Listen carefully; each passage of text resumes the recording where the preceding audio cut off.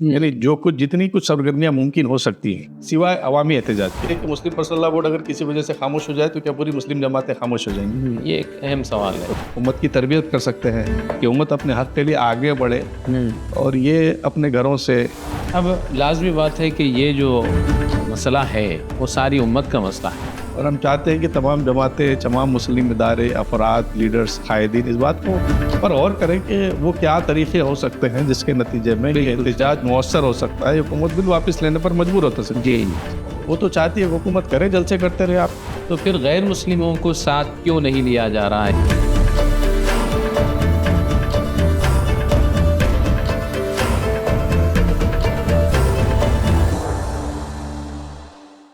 ناظرین، آپ دیکھ رہے ہیں دکن میڈیا کا خصوصی پروگرام. ہمارے ساتھ ہمارے درمیان ہے ایک ایسی شخصیت جو محتاج تعارف نہیں ہے. جماعت اسلامی ہند تلنگانہ کے معاون امیر حلقہ جناب عبد المجید شعیب صاحب ہمارے درمیان موجود ہیں. آپ کا چھوٹا سا تعارف یہ ہے کہ آپ جماعت اسلامی ہند تلنگانہ کے سیاسی کمیٹی کے کنوینر بھی ہیں اور جو وقف ترمیمی ایکٹ جو مہم منائی جا رہی ہے اس کے آپ کنوینر بھی ہیں.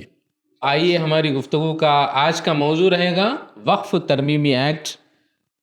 اور اس سلسلے میں آپ سے بہت ساری گفتگو کریں گے اور جانیں گے کہ موجودہ صورتحال کیا ہے. جناب عبد المجید شعیب صاحب، آپ کا خیر مقدم ہے ہماری اس گفتگو میں. تو پہلے یہ کہ یہ جو وقف ترمیمی ایکٹ ہے جو اب ایکٹ بن چکا ہے، تو اس سلسلے میں ریاست میں کیا صورتحال ہے اور اس کی کیا جو ہے کیفیت اس وقت چل رہی ہے، خاص طور پہ تلنگانہ ریاست میں؟ بسم اللہ الرحمن الرحیم. دیکھیے، وقف ترمیمی قانون کے خلاف جس وقت قانون بن کر پاس ہوا اور پھر صدر جمہوریہ نے اس پر دستخط کیے، تو اس کے بعد تو فوری، جیسا کہ سارے ملک کے اندر مسلمانوں کا رد عمل تھا، تلنگانہ میں بھی مسلمانوں کا رد عمل بڑا شدید تھا، اور وہ اس سلسلے میں احتجاج اور اس قانون کو واپس لینے کے لیے جو کچھ بھی ان سے ممکن ہو سکتا تھا وہ تمام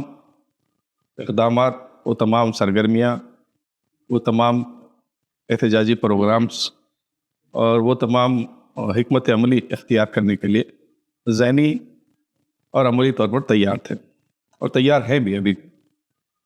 البتہ جیسا کہ ہم جانتے ہیں کہ اس قانون کے بعد ملک کے حالات جس طرح مختلف فیزز کے اندر تبدیل ہوئے ہیں، تو اس کے نتیجے میں بہرحال اس کا امپیکٹ تو پڑا ہے. ظاہر ہے کہ حالات سے ہم نظر انداز نہیں کر سکتے ہیں. جو صورتحال بنی تھی وقف قانون کے بعد، حتیٰ کہ غیر مسلموں کی، سمجھدار لوگوں کی، بہت سے سیاسی لیڈران، خاص طور پر جس طرح پارلیمنٹ کے اندر تمام حزب مخالف یا اپوزیشن جماعتوں نے جس طرح اتحاد کا ثبوت دیا تھا، وہ بھی بہت ہی پازیٹیو تھا اور غیر معمولی رہا اور مسلمانوں کے لیے بہت ہمت افزا رہا.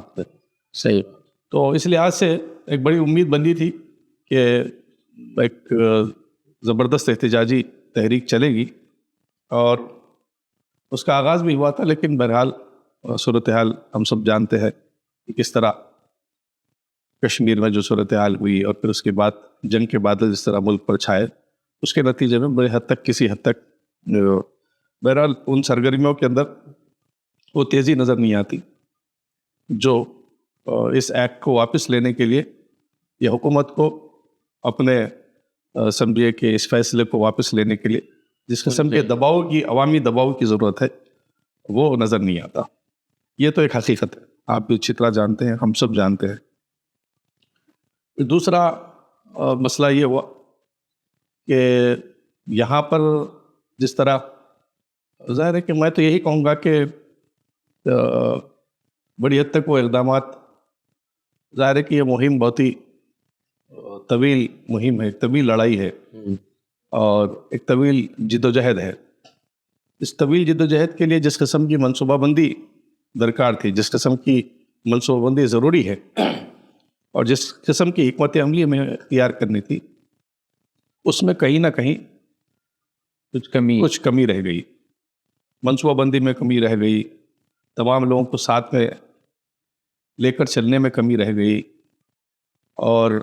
جلد بازی میں کیے جانے والے فیصلے اور اقدامات کے نتیجے میں بھی بہت سی سمجھیے کہ اس لحاظ سے جس مہم کے جو اثرات ہونے چاہیے وہ تلنگانہ میں بطور خاص اور ملک کے دیگر حصوں میں بھی، بعض حصوں میں، ملک کے بعض علاقوں میں بہت زبردست احتجاجی مظاہرے بھی ہوئے، سماج میں اس کا اثر بھی محسوس ہوا. نہ صرف یہ کہ امت میں بلکہ عام سماج میں بھی اس کا امپیکٹ رہا، میڈیا نے بھی اس کا نوٹس لیا. لیکن تلنگانہ میں ایسا محسوس ہوتا ہے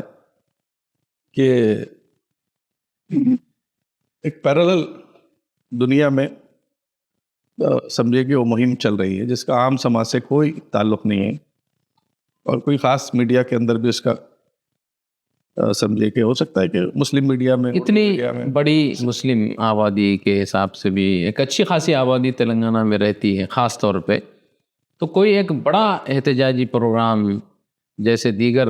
ریاست میں، جیسے کیرلا میں کافی مؤثر انداز میں جو ہے احتجاجی مظاہرہ کیا گیا، پھر اسی طریقے سے دیگر ریاست میں بھی، دیگر خود ہماری پڑوسی ریاست آندھرا پردیش میں بھی کافی بہترین جو ہے اس کا جو ہے مظاہرے ہوئے. کیا وجہ ہے کہ تلنگانہ میں جو ہے اس قسم کے مظاہرے یا پھر اس قسم کے اجلاس نظر نہیں آتے؟ تو یہ تلنگانہ کے اندر مہم جس طریقے سے لانچ ہوئی ہے، چلی ہے، ظاہر ہے کہ جماعت اسلامی نے یہ اعلان کیا تھا کہ مسلم پرسنل لا بورڈ جو کچھ بھی پروگرامز کرے گا، ہمارے امیر جماعت نے جو نائب صدر مسلم پرسنل لا بورڈ بھی ہے، انہوں نے اعلان کیا تھا کہ ہم مسلم پرسنل لا بورڈ کے تمام پروگراموں کے اندر ساتھ دیں گے، ہم تعاون کریں گے، مسلم پرسنل لا کا ساتھ دیں گے. یعنی وقف ترمیمی ایکٹ کے سلسلے میں پرسنل لا جو کچھ بھی پروگرام کرے گا وہ ساتھ دیں گے. اور دوسرا ایک پرسنل لا بورڈ کی طرف سے بھی جو سرکولر یا ابتدا میں جو چیزیں ہدایات تھی وہ یہ تھی کہ مسلم پرسنل لا کے بورڈ کے پروگرامز میں تمام جماعتیں شامل رہیں گی. اس کے علاوہ یعنی بہت اہم نقطہ ہے، اس کو میں چاہتا ہوں کہ آپ کے واسطے، آپ کے ذریعے سے اور آپ کے اس میڈیا کے ذریعے سے تمام ہمارے افراد تک، امت تک یہ بات واضح طور پر پہنچے کہ امت کی دیگر جماعتیں، ادارے، تحریکات، افراد، وہ لوگ اپنے طور پر بھی بہت سے پروگرامز کر سکتے ہیں اور ان کو کرنا بھی چاہیے. ظاہر ہے کہ مسلم پرسنل لا اپنے آپ میں کوئی تنظیم نہیں، وہ ایک بورڈ ہے، جماعتوں کا ایک بورڈ ہے، اور مرکزی سطح پہ اس کا نظم ہے، اس کا کوئی ریاستی نظم نہیں ہے، ریاستی ڈھانچہ نہیں ہے اس کا. اور ہمیشہ سے اس کے کہ بورڈ صرف کچھ پالیسی میٹرز میں کچھ رہنمائی کرتا، اور پھر جو جماعتیں ہیں وہ اپنی طور پر اپنے حلقے اثر میں اس کو نافذ کرتی رہی ہے. اور بہت سے مسائل میں بورڈ کے موقف کو مسلمان اپنا متحدہ موقف سمجھتے رہے. تو چونکہ یہاں پر بورڈ کا کوئی ریاستی ڈھانچہ بلکہ مرکزی ڈھانچہ بھی نہیں ہے، ایک مرکز کی کمیٹی ہے، ایک ڈھانچہ ان دا سینس کہ جس طرح تنظیموں کا ہوتا ہے اس طرح کا نہیں ہے، انہوں نے ایک بورڈ ہے وہ. تو پھر اس سے ایک بات یہ بھی نکلتی ہے کہ کیا یہ مہم جو وقف کے خلاف جو مہم منائی جا رہی ہے، قانون کے خلاف، وہ پھر مسلم پرسنل لا کے دائرے اختیار میں آتی ہے؟ یا اس پہ جواب میں آنے سے پہلے یہ کہ تو اس طرح سے مسلم پرسنل لا بورڈ کی طرف سے جو سرکولر آیا تھا، جو رہنمائی دی گئی تھی وہ کہ مسلم پرسنل لا کچھ مہمات کرے گی، کچھ پروگرامز کرے گی، اور پہلا پروگرام دلی کے احتجاجی جلسہ دلی کے تال کٹورا اسٹیڈیم میں. لیکن اتفاق ایسا رہا کہ اس درمیان میں جوائنٹ ایکشن کمیٹی کے نام سے جو ہمارے پاس حیدرآباد کے اندر ایک کے بعض جماعتوں اور کچھ افراد کا ایک پلیٹ فارم ہے، ان کی جانب سے اندرا پارک دھرنے کا اعلان ہوا. پھر جماعت اسلامی کی طرف سے بھی ہم نے 18 اپریل کو کل جماعتی اجلاس بلانا طے کیا تھا. بورڈ کے جنرل سیکرٹری عبدالرحیم مجددی صاحب اور قاسم رسول صاحب اسپوکس پرسن کو ہم نے बुलाना तय किया था, लेकिन उस दरमियान में ये ऐलान हुआ कि एक कुल जमाती इजलास पर्सनल लॉ बोर्ड के मौलाना खालिद सैफुल्लाह रहमानी साहब की हिदायत पर PM की निगरानी में बहरहाल एक कुल जमाती इजलास, मुशावरती इजलास के नाम से मुनक़िद हुआ, जिसके अंदर बहुत सी चीज़ें तय करके लोगों के सामने पेश की गई और जो कुछ अफराद शरीक रहे, ज़ाहिर है कि वो लोगों ने ये समझा कि बहरहाल बोर्ड का प्रोग्राम है तो मुशावरती, तो आप उसको समझिए कि इस लिहाज से कि मुशावरती तो कहा गया, लेकिन मुशावरत के लिए जो तरीक़ेकार होना चाहिए वो तरीक़ेकार उसके मलूज़ नहीं रखा गया, मफकूद था। हमारी जमात की तरफ से भी नुमाइंदे उसमें शरीक रहे, वली उमूर के सेक्रेटरी भी रहे और दीगर हमारे PR सेक्रेटरी अब्दुल हकीम साहब, फ़खरुद्दीन साहब, और आप खुद भी उसमें शरीक रहे। आप भी मैं भी हाजिर था वहाँ की तरफ जो है, आप भी उस रुदात से वाकिफ़ हैं। तो वहाँ कुछ ऐलानात कर दिए गए। तो होना तो यही चाहिए था कि तमाम जमातें बैठती और एक लाएमल तय करती, और फिर 19 अप्रैल को बोर्ड के पर्सनल लॉ बोर्ड के ऐलान शुदा फैसले के मुताबिक पहला जलसा दिल्ली में होगा, फिर उसके बाद मुल्क के दीगर रियासतों में जलसे होंगे और पर्सनल लॉ बोर्ड की तरफ से होंगे। लेकिन उससे पहले ही यहाँ पर जो है हैदराबाद में जलसा हो गया और भी कई प्रोग्राम्स हो गए, और ये प्रोग्राम्स मतलब एक सीरीज़ ऑफ प्रोग्राम्स जो है तय कर दिए गए और लोगों ने उसमें ताउन भी किया। लेकिन बहरहाल ये कन्फ्यूजन रहा लोगों को, जिस तरीक़े से तेलंगाना में मुस्लिम पर्सनल लॉ बोर्ड को तमाम लोगों को साथ में लेकर, मिल्लत की तमाम जमातों को साथ में लेकर जिस तरीक़े से एक मुश्तरका लाए अमल सारी रियासत का बनाना था, उसमें कहीं हम लोग सब नाकाम हो गए। अब नाकामी के असबाब क्या थे, उसके असल ज़िम्मेदार कौन है, उस पर यहाँ पर ज़ाहिर है कि गुफ्तगू नहीं हो सकती है, पब्लिक प्लेटफॉर्म पर बहुत सी चीज़ें मुनासिब भी नहीं हैं। लेकिन बहरहाल समझे कि वो हमारी सबकी मुश्तरका एक लिहाज से गलती रही कि हम उसमें तमाम जमातें उसमें शामिल ना हो सकें। उसका नतीजा यही है कि मुख्तलिफ सरगर्मियाँ हुई, आज यहाँ कल वहाँ, बस इत्तला मिलती रही कि भाई यहाँ सरगर्मी है, जबकि ज़िले सतह पर भी मुख्तलिफ कमेटियाँ बनी, मुख्तलिफ कमेटियाँ पहले से ही मौजूद है, बोर्ड का कोई ढांचा नहीं है। ज़ाहिर है कि मुस्लिम पर्सनल लॉ बोर्ड को इसका लिहाज रखना चाहिए था कि भाई वो एक प्रोग्राम दे और अवामी सतह पर मुख्तलिफ लोग ज़िले सतह पर, मुकामी सतह पर, रियासती सतह पर उसका निफाज करें। निफाज के लिए वहाँ के मुश्तरका अफराद जो है इज्तिमाई कोई जो है मुशावरती कमेटी बने और फिर कुल जमाती कोई इजलास हो जिसके अंदर तमाम पूरी चीज़ें तय हों। तो वो चीज़ें नहीं हो सकती। उसका नतीजा हम देख रहे हैं कि जो जलसे और प्रोग्राम होते हैं वो आम जलसों की तरह कुछ प्रोग्राम की एक्टिविटी हो गई है, लेकिन उसका कोई इम्पैक्ट ज़ाहिर हमको नज़र नहीं आता। और वो जो चीज़ें हैं कि भाई हर चीज़ मुस्लिम पर्सनल लॉ के नाम पे हो, मुस्लिम पर्सनल लॉ के बैनर के तहत रहो, तो वो मुस्लिम पर्सनल लॉ बोर्ड के उस सर्कुलर ही के ख़िलाफ़ है जिसमें कहा गया कि भाई बोर्ड ने एक प्रोग्राम्स का शेड्यूल बखरीद तक दिया था कि पहले फेज़ में हम ये करेंगे, लेकिन रियासती सतह पर बहुत सी रियासतों में पर्सनल लॉ बोर्ड के नाम से बहुत सी इतनी सारी सरगर्मियाँ एक साथ की गई, यानी जो कुछ जितनी कुछ सरगर्मियाँ मुमकिन हो सकती हैं सिवाय अवामी एहतजाज के, पब्लिक रैलीज वगैरह, बड़े बड़े जुलूसों को छोड़कर वो तमाम प्रोग्राम्स अंजाम दिए गए और वो ख़त्म भी हो गए, तकरीबन उसका मरहला ख़त्म पर है। अब लाजमी बात है कि ये जो मसला है वो सारी उम्मत का मसला है। उम्मत में बहुत सारे ऐसी तंजीमें भी हैं जो अपने तौर पे जो है कुछ बड़े पैमाने पे और कुछ अच्छे अंदाज में एहतजाजी प्रोग्राम करना चाह रहे हैं, मुनक़िद करना चाह रहे हैं। तो इसको किस नज़र से देखा जाए? बोर्ड का खुद ये तयशुदा फ़ैसला है, उनके सर्कुलर में बात है कि बोर्ड के प्रोग्राम होंगे जिसमें तमाम जमातें ताउन करेंगे, तमाम मुसलमान ताउन करेंगे, और फिर उसके अलावा हर जमात, हर जो है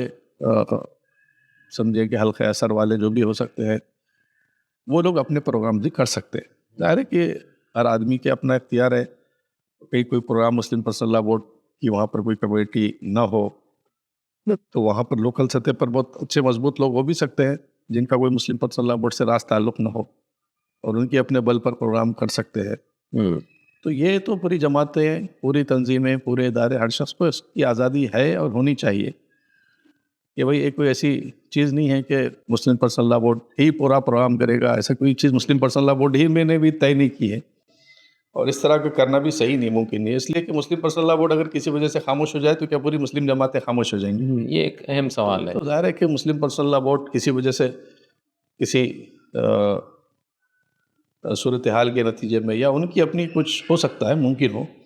تو یہ ممکن نہیں ہے کہ آپ جو ہے اس فیصلے کو تمام ملک کے ہر فرد پر، ہر جماعت پر، ہر گروہ پر مسلط کر سکیں. تو اس لیے بورڈ نے اس کا خیال بھی رکھا اور اس بات کا کی اجازت بھی دی، بلکہ اس بات کو اجازت دینے کا کیا ہے، اجازت تو ہر شخص کا جمہوری حق ہے، اختیار ہے. بورڈ نے بہرحال اس کا لحاظ رکھتے ہوئے اپنے سرکولر میں یہ واضح کر دیا تھا کہ تمام جماعتیں، مختلف جماعتیں اپنا پروگرام کر سکتی ہیں. تو اسی لیے ہم نے تلنگانہ میں جوائنٹ ایکشن کمیٹی کے اندرا پارک کے دھرنے کو ہم نے بھرپور اپنے تعاون دینے کا ہم نے جو ہے جماعت اسلامی کی طرف سے باقاعدہ اعلان کیا، اور پھر اس کے نتیجے میں انہوں نے بھی ہمارا شکریہ بھی ادا کیا. یہ اور بات ہے کہ اس دھرنے کو مختلف وجوہات کی بنا پر اب تک روکا گیا ہے. اجازت پتہ نہیں اجازت کب ملے.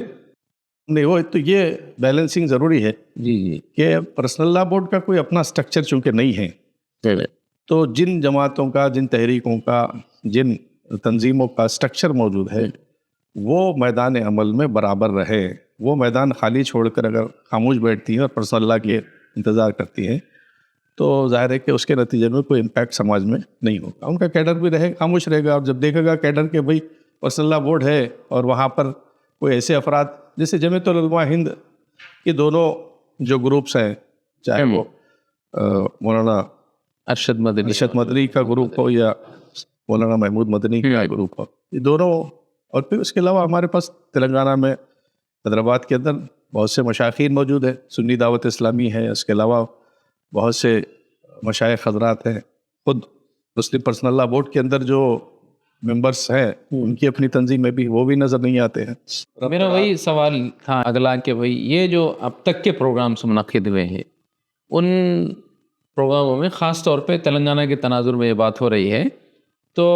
سرکردہ جو شخصیات رہی تلنگانہ کی، جیسے آپ نے تذکرہ کیا شاہ جمال الرحمن مفتاحی صاحب ہوں یا پھر جمعیت علماء ہند کے دونوں عبدالقدیر صاحب اور بڑی جو جماعتیں ہیں، اس کا کوئی زیادہ پریزنس ان پروگراموں میں نظر نہیں ہے. اس کی کیا وجہ ہے؟ کیا وجہ یہی ہے کہ تلنگانہ میں مسلم پرسنل لا بورڈ کے چونکہ محترم صدر بورڈ یہیں پر موجود ہے تو ان کی ہدایت پر، ان کی سرپرستی میں پوری مہم چل رہی ہے، اور ان سے جو وابستہ افراد ہیں وہ وابستہ افراد اس پوری مہم کو چلا رہے ہیں. اللہ تعالیٰ ان کو ہمت اور طاقت دے اور ان کوششوں کو قبول کرے. لیکن اس کے باوجود بھی جو اصول بورڈ کا ہے اس میں تمام جماعتوں کو نمائندگی ملنی چاہیے، ان سے مشاورت ہونی چاہیے. تو مشاورت کے جو آداب ہے، آداب مشاورت ہے، تعاون کے جو اصول ہیں ان کو ملحوظ رکھا جانا چاہیے. نیچے کہ جمعیت اہل حدیث ہے، تبلیغی جماعت ہے، مولانا جمال الرحمن مفتاحی صاحب ہیں، اور مختلف بہت سے لوگ ہیں، جناب عبدالقوی صاحب ہیں، اور بھی بہت سے افراد ہیں جن کی اپنی شخصیت ہے، جن کا اپنا حلقہ اثر ہے. اور پھر جماعت اسلامی کا اپنا ایک کیڈر بیسڈ، ملک کے سب سے مسلمانوں میں سب سے مضبوط اگر کوئی کیڈر بیسڈ تنظیم ہے جماعت اسلامی ہے. اسی طرح جمعیت اہل حدیث ہے، اسی طرح مشائخین کی جو بھی جماعتیں ہیں، چاہے وہ سنی دعوت اسلامی ہو یا کوئی اور جو ہے صوفیہ کی کوئی اور بھی جو ہے، تو یہ تمام حضرات جو ہے اس پوری مہم میں متفقہ طور پر، کسی متحدہ طور پر، مشترکہ طور پر کسی پلیٹ فارم پر نظر نہیں آ رہے. تو ظاہر ہے کہ غیر محسوس طور پر ابتدائی مرحلے میں تو لوگ جوش و خروش کے ساتھ آئیں گے، لیکن ظاہر ہے کہ سب محسوس کریں گے کہ بھئی کیا بات ہے کہ اس میں یہ تمام حضرات نظر نہیں آ رہے ہیں. تو وہ انتھوزیازم ان سے وابستہ لوگوں میں نہیں رہے گا جو اس مہم کو پورے مسلمانوں کی متحدہ، مشترکہ، متفقہ مہم بنا کر ایفیکٹو بنانے کے لیے ضروری ہے. اور یہی وجہ ہے کہ اس کے اثرات ایسے نظر نہیں آتے. بس کچھ سرگرمیاں ہیں، ایکٹیویٹیز چل رہی ہیں. جماعت اسلامی چونکہ اس کا ایک الگ کردار ہے، اور پھر جو ہے غیر مسلموں کے ساتھ اس کے دوستانہ تعلقات رہے، دیگر جماعتوں کے مقابلے میں سب سے ایفیکٹیو جو کردار ادا کر سکتی ہے غیر مسلم برادری کے اندر، تو وہ جماعت اسلامی کا نام لیا جاتا ہے. اس پوری مہم میں اب تک کی جو چلی ہے اس میں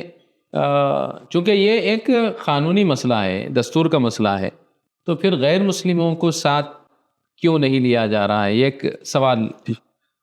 بڑی شدت کے ساتھ محسوس کیا گیا ہے کہ غیر مسلم برادری کو جو ہے اس میں کیوں شامل نہیں کیا گیا؟ تو اس میں دیکھیے کہ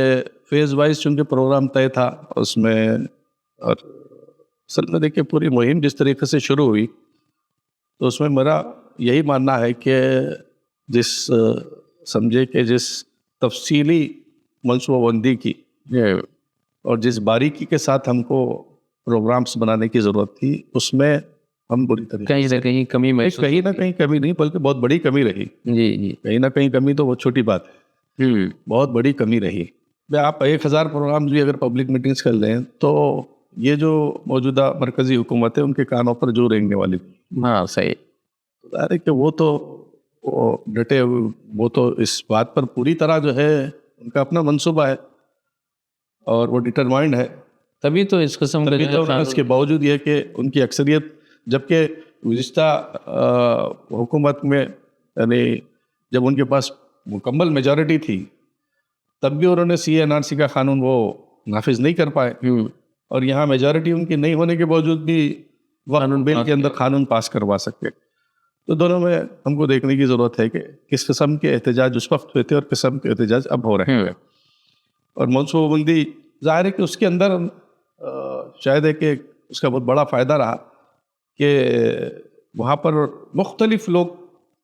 مختلف ریاستوں میں مختلف لوگ اپنے طور پر بہت سے جو ہے گروپ، بہت سے اور واقعی اس مہم کو دیکھ کے ایسا محسوس ہو رہا تھا کہ یہ کوئی احتجاجی مہم ہے اور بڑی، اور اس کے اندر عوام، کوئی مرکزی لیڈرشپ اس کے اندر نہیں ہے.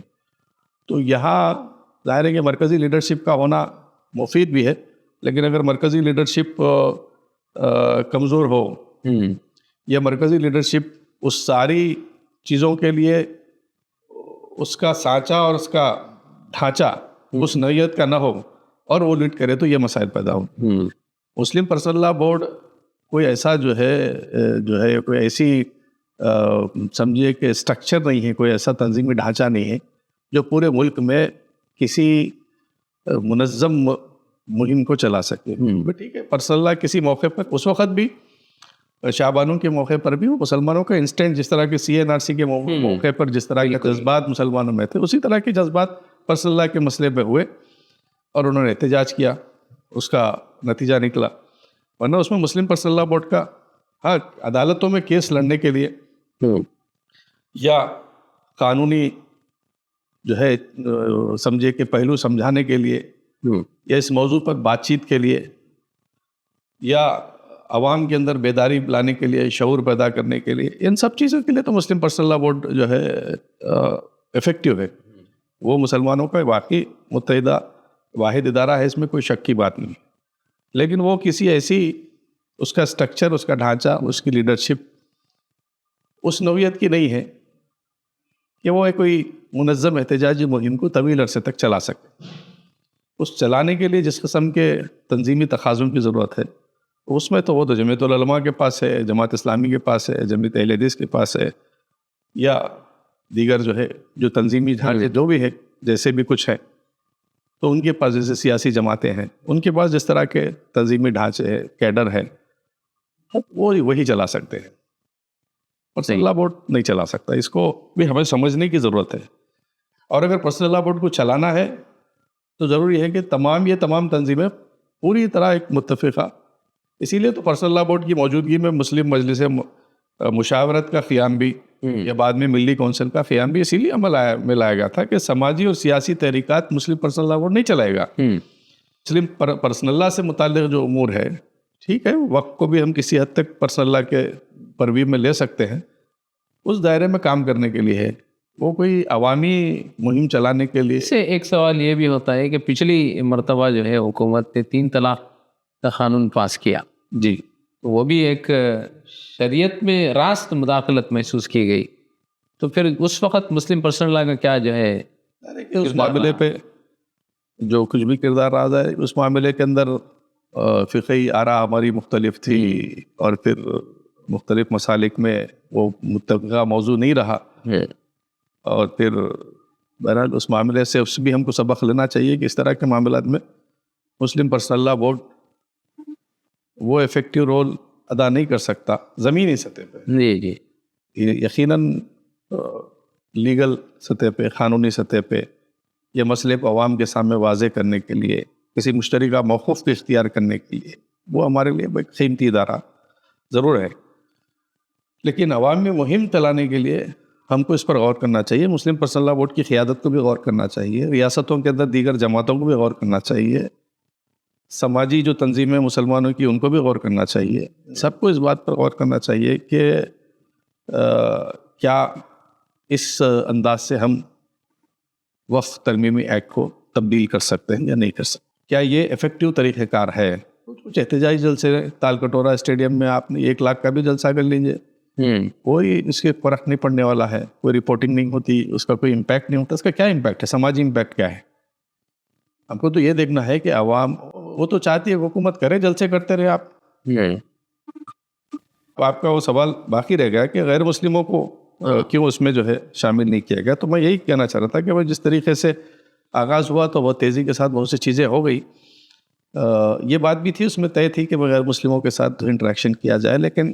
بہرحال چونکہ وہ جو واقعات درمیان میں پیش آئے اور جو سیریز آف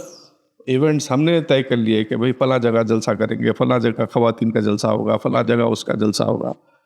تو اس میں یہ ایک پہلو نظر انداز رہا. بعض جگہوں پہ لوگوں نے ملاقاتیں کی, گفتگو کی, یہ الگ بات ہے, لیکن ہم نے بھی جماعت اسلامی کی طرف سے بھی ہم نے ریاست میں تلنگانہ میں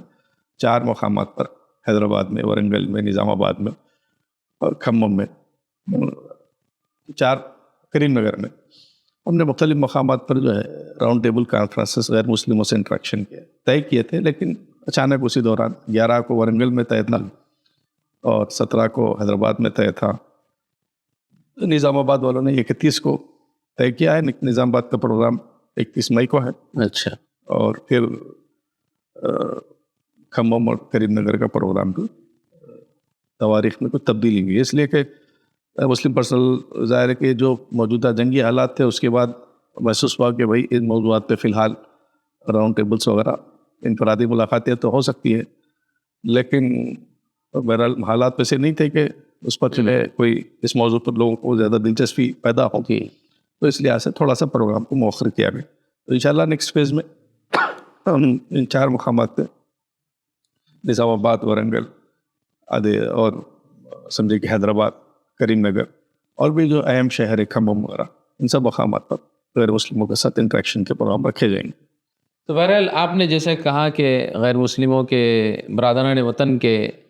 ساتھ جو ہے کچھ گول میز کانفرنس آپ نے طے کی ہے, اور بھی کچھ آئندہ کا لاہ عمل جماعت اسلامی نے بذات خود کچھ طے کیا ہے یا پھر کچھ سلسلے میں کیا ہے اس کی وضاحت؟ ایک تو یہ ہے کہ ظاہر ہے کہ یہ مہم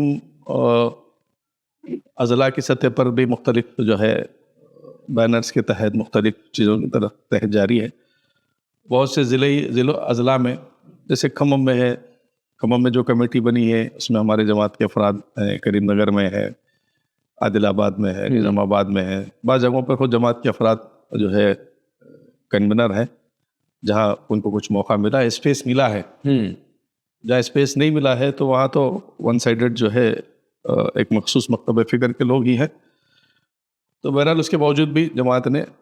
ہر ضلع میں ہر مقام پر, تانڈور میں بھی تانڈور ہے, چاہے وہ سدی پیٹ ہو, ورنگل ہو, کریم نگر ہو, نظام آباد ہو, عادل آباد ہو, مختلف جو ہے مقامات پر جماعت کا کیڈر اس مہم کے اندر پوری طرح انوالو ہے. اور جو اب تک کے 8-10 خواتین کے جو جلسے ہوئے ان جلسوں میں بھی گرچہ کہ جماعت اسلامی کو کا نام نہیں لیا گیا اور بڑی حد تک مین اسٹریم جماعت اسلامی کو جس طریقے سے سمجھے کہ اس کا مقام دینا تھا وہ نہیں دیا گیا. جماعت اسلامی ہی نہیں بلکہ دیگر جماعتوں کو وہ چیز نظر نہیں آتی, لیکن اس کے باوجود بھی امت کے مشترکہ مفاد کی خاطر جماعت اسلامی نے، ہمارے کیڈر نے، ہمارے افراد نے اس مہم میں بھرپور حصہ لیا ہے۔ اب آئندہ کا لائے عمل یہی ہے کہ چونکہ مسلم پرسنل لاء بورڈ نے بھی فرسٹ فیز میں بقرعید تک کا ایک شیڈول بنایا ہے، جس کے اندر آخری جلسے ہیں خواتین کے ہیں، اور کچھ پھر اس کے بعد یہ راؤنڈ ٹیبلس ہے غیر مسلموں کے ساتھ۔ جو غیر مسلموں کے راؤنڈ ٹیبلس تو جماعت اسلامی کرنے والی ہے، لیکن بعد بقرعید کے ہمیں بہرحال کچھ افیکٹو طریقہ کار، حکمت عملی پر غور کرنا ہوگا۔ کیا ہو سکتے ہیں کچھ؟ ظاہر ہے کہ احتجاج، دھرنا، جمہوریت میں ہماری آواز سماج پر امپیکٹ ہم کیسے پیدا کر سکیں، اس پر ہمیں غور کرنا وہ بہت اہم ہے۔ آپ حکومت کو، اس حکومت کو جو ہے سنانا ہے، اور اس حکومت کو مجبور کرنا ہے۔ اس حکومت کو آپ جو ہے سمجھے ایک طرح سے اپنی طاقت، اپنی قوت، اپنے احتجاج، اپنے رد عمل سے واقف کرانا ہے۔ اور ایک سمجھے کہ ڈیموکریٹک ڈکٹیٹرشپ، اور جو اپنے تکبر اور پھر تعصب اور اکثریت کے گھمنڈ میں مبتلا ہے، اور وہ ان کا مکمل منصوبہ ہے کہ وہ نقصان پہنچانا چاہتے ہیں، حالانکہ وہ ایک ڈٹرمائنڈ انداز سے انہوں نے یہ فیصلہ لیا۔ بالکل صحیح ہے۔ تو اس کے جواب میں آپ جو ہے بھی اپنی بھرپور طاقت جمہوریت کے اندر، دستور میں، جمہوریت کے اندر جو کچھ بھی حقوق انہیں دیے گئے ہیں، شریعت نے، صرف جمہوریت نے نہیں، دستوری نہیں، بلکہ شرعی طور پر اور ویسے ایمانی طور پر ان کے اوپر جو کچھ فریضے عائد ہوتے ہیں، اس کی جو کہ ظاہر ہے کہ اللہ تعالیٰ نے ہر انسان کو اپنے ان کی استطاعت کے مطابق جو ہے کام کرنے کے لیے کہا ہے، تو ہم اپنی استطاعت کے مطابق وہ کیا چیزیں ہو سکتی ہیں جو ہم اپنی بات کے ذریعے سے سماج کو واقف کرائیں، سماج پر اثر انداز ہوں، اور سماج یہ محسوس کرے کہ واقعی جو ہے اس ملک کا، اور نہ صرف اس مسلمانوں کا، بلکہ یہ چیزیں جو ہے تمام عوام کے لیے نقصان دہ ہے، سب لوگوں کے لیے نقصان دہ ہے۔ تو یہ حکمت عملی کیا ہو سکتی ہے، اس پر بڑی گہرائی کے ساتھ غور و فکر کرنا ہوگا۔ دیکھیے، یہ جلسوں سے کچھ یقیناً کچھ نہیں ہونے والا ہے۔ جلسے تو کیسے کہا کہ جیسے ہمارا ایک شعر یاد آتا کہ یہ جشن، یہ ہنگامہ دلچسپ کھلونے ہیں، کچھ لوگوں کی کوشش ہے کچھ لوگ بہل جائیں۔ تو بڑا یہ سب دلچسپ کھلونے ہیں۔ ارے قیادت، ہماری قیادتیں بھی چاہتی ہے کہ بھائی کچھ کام کرتے ہوئے نظر آئے، اور عوام کے اندر بھی یہ محسوس ہو کہ ہماری قیادت بہرحال متوجہ ہے اور ایکٹیو ہے، اور پھر عوام جو ہے اپنی، عوام کا شعور اس لیول کا نہیں ہوتا، اور یقیناً عوامی طبقے کے اندر آج شعور کی وہ کیفیت نہیں ہے، لوگ اچھی طرح سمجھتے ہیں، جانتے ہیں، لیکن اس کے باوجود بھی کوئی متبادل قیادت نہیں ہونے کے نتیجے میں، ان کے سامنے حکمت عملی نہیں ہونے کے نتیجے میں وہ لوگ مجبور ہیں، اور پھر وہ سمجھتے ہیں کہ احتجاج کرنا ہے، تو وہ ایک سمجھتے ہیں کہ بھائی ٹھیک ہے، اس میں اگر ہم نہیں جاتے ہیں، شامل نہیں ہوتے ہیں، تو بھی بڑا گناہ کرتے ہیں، اور شاید ہم جو ہے کسی کوتاہی کے، کسی جرم کے مرتکب ہو رہے ہیں، جبکہ ان کو دل میں محسوس ہوتا ہے کہ بھائی اس کا کوئی فائدہ، اثر ہونے والا نہیں ہے۔ تو جماعت اسلامی کی حکمت عملی ہم بھی اسی پہ غور کر رہے ہیں، اور ہم چاہتے ہیں کہ تمام جماعتیں، تمام مسلم ادارے، افراد، لیڈرز، قائدین اس بات کو پر غور کریں کہ وہ کیا طریقے ہو سکتے ہیں جس کے نتیجے میں یہ احتجاج مؤثر ہو سکتا ہے، حکومت بل واپس لینے پر مجبور ہوتا سکتی ہے۔ آپ راستہ روکیں، آپ جلوس نکالیں، آپ دھرنا دیں، جو جمہوری حقوق ہیں، اور آپ جیسے کیرلا میں ایئرپورٹ کی گھیرا بندی کی گئی، اس طرح کی کچھ نہ کچھ چیزیں ہم کو زمین پر آنا پڑے گا۔ اور یہ مہم، اگر آپ اجازت دیں تو میں اور ایک 2-4 منٹ بہت اہم بات کرنا چاہتا ہوں کہ یہ مہم در حقیقت امت کے لیے ایک بہت بڑا ایک ٹریننگ سمجھے کہ گراؤنڈ ثابت ہو سکتی ہے۔ یعنی اس کے ذریعے سے ہم امت کی تربیت کر سکتے ہیں کہ امت اپنے حق کے لیے آگے بڑھے، اور یہ اپنے گھروں سے، اپنے سمجھے کہ دیوان خانوں سے، اپنی آرام گاہوں سے، اپنی خواب گاہوں سے اور یہ پرسکون ماحول سے نکلے اور میدان میں آئے. کسانوں نے جس طرح جو ہے واقعی جی اپنے وہ، حالانکہ وہ کوئی ایسے بہت بڑا ان کی زندگی اور موت کا مسئلہ نہیں تھا، بالکل وہ تھوڑا سا MSP کا معاملہ ہے اور کچھ ٹھیک ہے، یقیناً وہ بھی بہت اہم مسئلہ ہے، ایسا نہیں کہ ہم اس کو چھوٹا نہیں کر سکتے ہیں، لیکن اس کے باوجود بھی اس کے اندر راستے نکل سکتے ہیں. آج بہت سے آپشنس موجود ہیں، اس کے اندر بھی اس کے باوجود بھی کوئی ایسی چیز نہیں ہو رہی تھی کہ جس کے نتیجے میں بالکل جو ہے چیزیں ختم ہی ہو جائیں. کہ اس کے باوجود بھی انہوں نے جس طریقے سے اپنے عزم کا، واقعی اپنے وہ ایک مستقل مثال مزاجی ہے، کا، وہ مثال ہے. تو اگر ہم مسلمان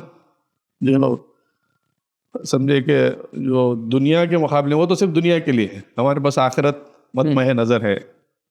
اور ہم سمجھتے ہیں کہ دنیا کے لیے تو بس، آخرت کے لیے تو مختلف چیزوں کی جو ہے ہم کو قربانی دینی ہی ہے. بالکل.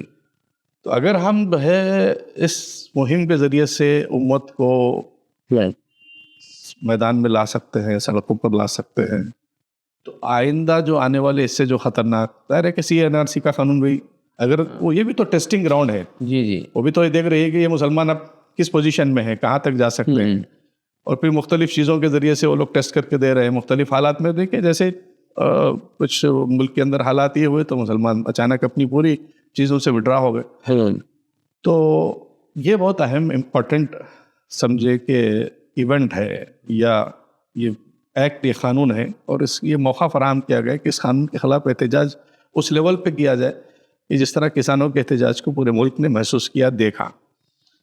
تو وہ اس انداز سے اگر ہم احتجاج کرتے ہیں تو اس کا امپیکٹ ہوگا، سماج بھی اس کا جو ہے اثر محسوس کرے گا، انٹرنیشنل میڈیا اس کا جو ہے اثر لے گا،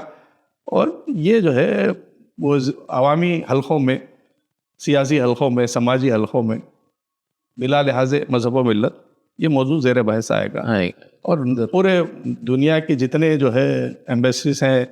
دنیا کے جتنے ممالک ہیں، اقوام متحدہ ہو، اور اس کے علاوہ دوسرے ممالک بھی، وہ لوگ دیکھیں گے کہ بھئی ہندوستان میں ہو کیا رہا ہے مسلمانوں کے ساتھ. تو ہم اپنی آواز جو ہے پہنچانے میں، وہ اپنی آواز سنانے میں، ہم اپنے احتجاج کو درج کروانے میں بڑی حد تک ناکام ہیں.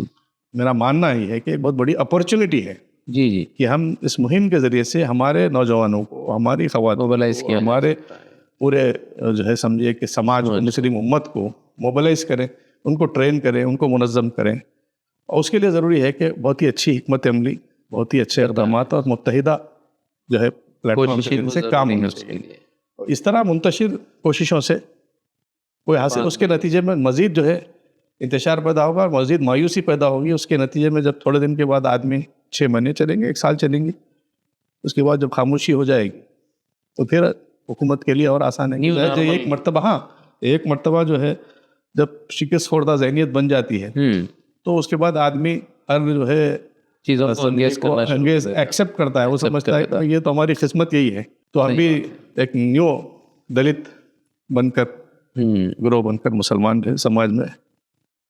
زندگی بسر کریں گے. بہرحال آئندہ دنوں میں جو ہے ایک اچھے منصوبے کے ساتھ اور ایک اچھے جو ہے پلان کے ساتھ جو ہے جماعت اسلامی بذات خود اور دیگر جماعتوں کے ساتھ مل کے میدان میں آنے کی جو ہے کوشش کر رہی ہے انشاءاللہ. تو ناظرین، یہ تھے جناب عبد المجید شعیب صاحب، جن سے آپ وقف اور اس مہم، وقف کے خلاف جو چلائی جانے والی مہم ہے اس سے متعلق گفتگو سماعت فرما رہے تھے. میں جناب کا بہت مشکور ہوں کہ انہوں نے ہمارے لیے وقت نکالا اور اس مہم سے متعلق بہت ساری باتیں ہمارے سامنے رکھی، اور آئندہ کے